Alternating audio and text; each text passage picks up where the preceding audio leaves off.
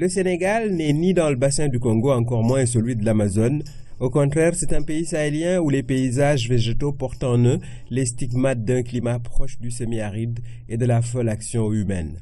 N'étant nullement gâté par la nature, le bon sens dicte que l'on ne gâte pas les ressources que cette dame nous a chichement données. La dégradation des formations végétales se calque sur le recul des isoïètes migrant vers le sud depuis. Le long des cours d'eau et particulièrement de la vallée du fleuve Sénégal, les forêts-galeries au doux parfum de gonaquiers en fleurs et de prairies alluviales ont disparu, ouvrant de grands couloirs aux alizés continentaux torrides. Les grandes savanes arborées du sud et du sud-est, assimilées à des zones préforestières, apparaissent comme le dernier refuge d'essence dangereusement convoité. Et même dans ces derniers retranchements, la flore subit les coups violents de haches de tronçonneuses faucheuses aux mains de délinquants qui n'ont cure d'un environnement au bord de la rupture d'équilibre. Les maudits bûcherons font le sale boulot de jour comme de nuit.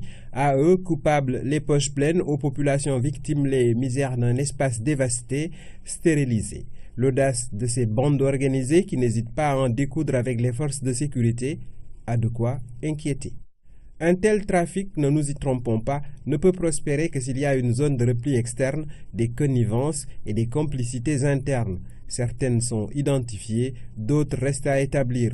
Au rythme où va le pillage de nos maigres ressources naturelles, continuer à dire la verte Casamance relèvera bientôt d'un usage anachronique.